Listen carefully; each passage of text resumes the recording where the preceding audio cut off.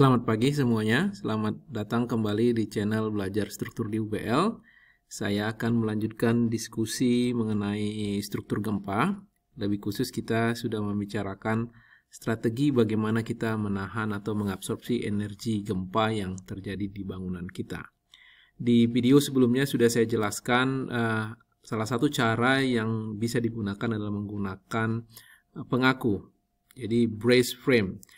Sudah saya jelaskan ada dua jenis brace frame sejauh ini, yang eccentric brace frame, ada juga yang concentric brace frame. Dan di layar ini adalah slide terakhir ketika saya membicarakan mengenai concentric brace frame, di mana di mekanismenya ketika ada satu beban lateral,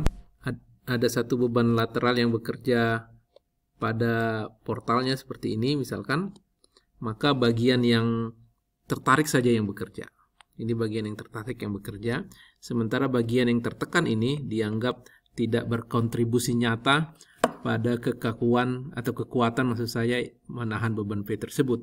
Karena ketika dia diuji juga seperti terlihat di sini, bagian brace yang mengalami tekanan tersebut akan mengalami tekuk dan hilang kekuatannya. Terlihat dari hasil pengujian seperti begini, dia hilang kekuatannya kalau dia ditekan. Tapi ketika dia ditarik, dia bisa mencapai kekuatan yang kita ingin, mencapai kondisi lelehnya seperti begini. Nah, dengan pemahaman ini, penelitian selanjutnya mencoba memikirkan kita ini kurang efektif nih. Hanya kita pasang dua bracing tapi hanya satu yang berfungsi. Ada pemikiran bagaimana kalau kita tahan buckling tersebut sehingga walaupun dia mengalami tekan, batang tersebut tetap berfungsi. Jadi pemikiran tersebut yang melahirkan satu jenis bracing lagi yang namanya buckling brace frame. Ya, buckling brace frame itu maksudnya bagaimana? Jadi dari artinya bucklingnya tersebut itu di-restrain, ditahan, ya, sehingga ketika dia ditahan, dia bisa berfungsi menjadi pengaku pada portal bangunan kita tersebut. Jadi bagaimana caranya membuat dia di-restrain?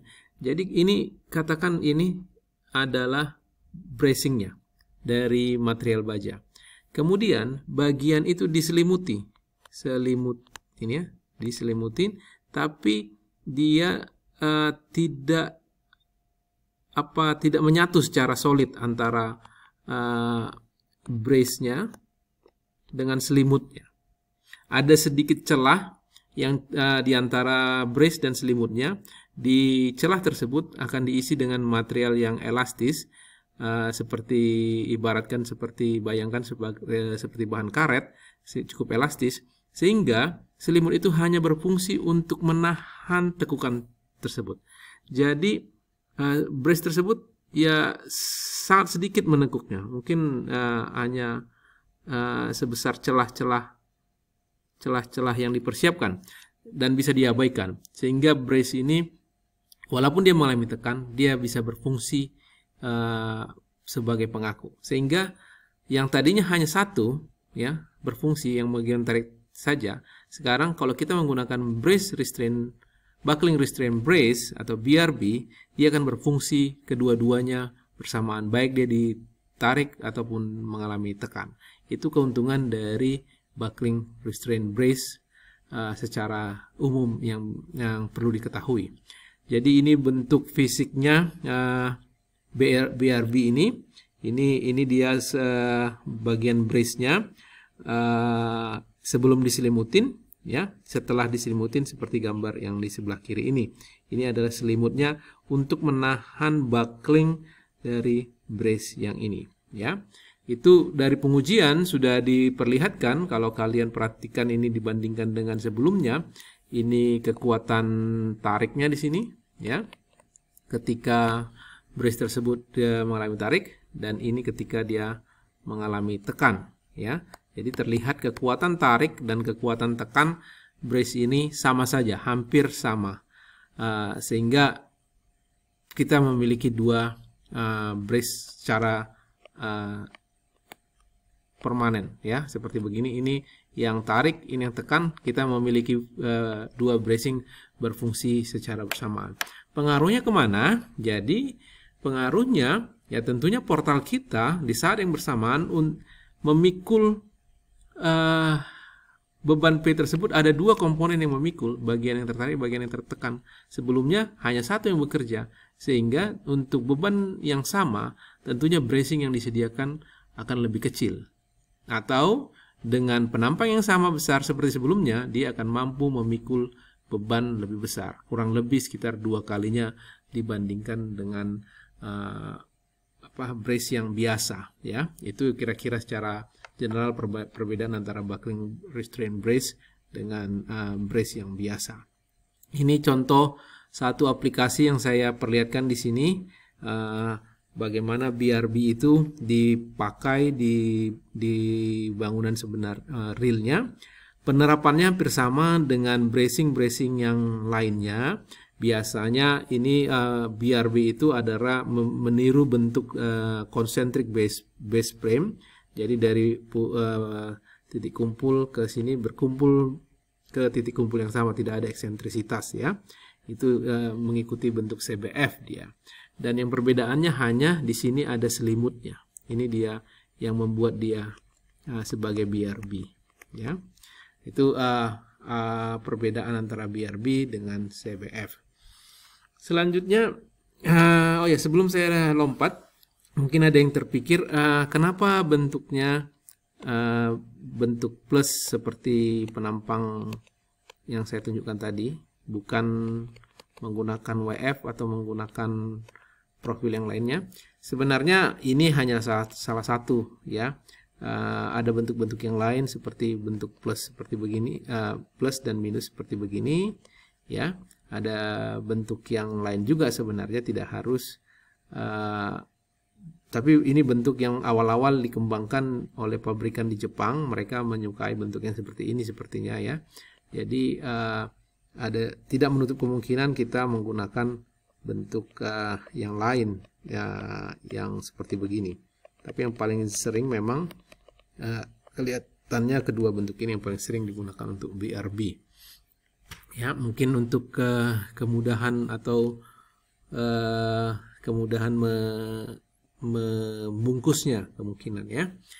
Oke, selanjutnya saya berpindah kepada strategi desain yang bisa diterapkan untuk menahan beban gempa. Ada yang dinamakan dinding geser plat baja atau steel plate shear walls, SPSW. Ini kalau kalian Google saja, ini nama resminya dari sistem ini. Ini saya studi S2 dan S3 saya banyak mendalami tentang steel plate shear walls ini, sehingga saya cukup tahu sekali bagaimana sistem ini sangat baik sekali untuk menahan beban gempa. Jadi saya jelaskan sedikit. Dinding geser plat baja ini itu sama seperti dinding geser plat beton ya, yang sudah dikenal lebih dahulu. Kalau steel plate shear wall ini baru tahun 1980-an mulai dikembangkan. Kalau dinding geser beton itu sudah cukup lama perkembangannya. Nah, yang menarik dari SPSW ini adalah bahwa dia sebenarnya hanya plat tipis. Jadi kalau ini kolom-kolomnya ya, ini balok-balok ya. Saya gambarkan salah satu di elevasi ketinggian tertentu. Nah, plat baja itu dilas, kebanyakan sih dilas ke sekitar balok dan kolomnya ya. Ada juga sambungan yang menggunakan baut sebenarnya ya, dilas. Ini dilas menutup seluruh portal tersebut dengan plat seperti terlihat di gambar pojok kiri atas ini ya. Ini adalah dinding geser. Kalau bayangkan di lantai 1, 2, 3, 4, 5, 6 lantai. Dan sama seperti dinding geser beton, dia bisa berfungsi sebagai penutup di sekitar elevator, sekitar lift ya, sehingga dia sekaligus berfungsi sebagai penahan beban gempa. Ini detailnya terlihat di sini, sambungan antara plat dan baloknya di sini. Untuk lebar yang kurang bisa juga disambungkan platnya, karena kita ketahui bahwa plat itu lebarnya itu kan 1,2 meter datangnya. Ya, ini beberapa contoh yang terlihat di proyek, bagaimana proyek tersebut ini dia di assembly di pabrik atau di lokasi tertentu. Balok dan kolom dan platnya sudah terkoneksi secara kesatuan, lalu kemudian di shift atau diinstal ke lapangan seperti terlihat di gambar ini. Ya, penerapan SPSW ini sudah banyak ditemui di negara Jepang, Amerika, Kanada, dan Meksiko, dan beberapa negara lainnya. Ya, prinsip kerjanya akan coba saya jelaskan di sini dari sebuah eksperimentasi saya yang saya gunakan sebagai benda uji untuk memahami perilaku dari dinding geser plat baja ini. Jadi ini adalah sebuah spesimen, sebuah benda uji yang diuji di laboratorium. Ini 3 lantai tapi tidak skala penuh, ya. Ini 1, 2, 3. Ini kalau saya tidak lupa, ini seingat saya 1:3. Jadi dimensinya kalau satu lantai itu sekitar 4 meter misalkan, ini berarti ini hanya sekitar 1 meter sekian lebih tingginya satu lantai. Ya, jadi ini yang putih ini adalah dinding geser plat bajanya SPSW-nya yang sengaja diberi cat warna putih untuk bisa mengobservasi dengan lebih baik. Ya, ini grid-grid ini juga ini sengaja dibuat ya untuk bisa nanti mengobservasi perilakunya ketika di benda uji. Ini detail sambungan antara dinding geser plat baja dengan lantai di sekitarnya. Jadi ini adalah mensimulasikan lantai di sekitarnya. Nah, ini ya. Dan kemudian ada aktuator yang kelihatan, mudah-mudahan bisa kalian lihat di sini, yang mendorong lantai, setiap lantai ini mensimulasikan beban gempa. Jadi ada 1 aktuator setiap lantai. Jadi ini ada 3 di sini tertutupin layar. Lantai satunya tertutupin layar yang merah ini. Jadi sebenarnya ada 3. Lalu ini ada detail-detail sambungannya. Nah, saya akan memperlihatkan bagaimana perilaku dari dinding geser plat baja ini ketika diberikan beban. Dan ini kalau gambar yang ini yang akan saya playkan ini adalah kalau kita berdiri di videonya itu diletakkan menyorot benda ujinya di lantai 2. Jadi kalau saya kembalikan kira-kira kameranya itu saya pasang di sini dan menyorot yang terjadi di lantai 2 ini. Ya, kita akan playkan sebentar. Playkan yang ini yang di lantai 2. Ini apa yang terjadi ketika plat bajanya ini didorong ke kiri dan ke kanan. Tentunya ini sudah dipercepat ya. Kita lihat apa yang terjadi.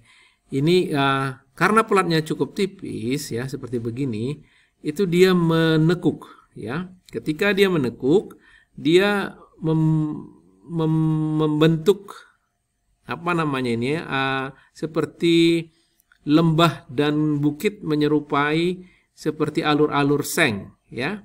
Dan ketika dia membentuk alur-alur seng, plat itu seperti terdiri dari beberapa bracing-bracing yang bekerja memikul beban gempanya. Jadi bracing ini atau steel pressure wall ini sengaja dikorbankan untuk mengabsorpsi energi gempa yang diberikan.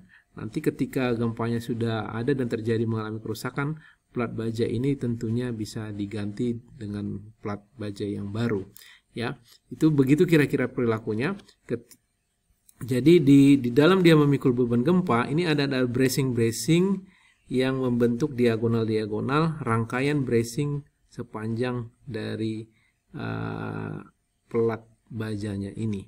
Ya, itu perilakunya. Mungkin nanti akan saya perlihatkan atau jelaskan lebih jauh lagi di video selanjutnya. Ya.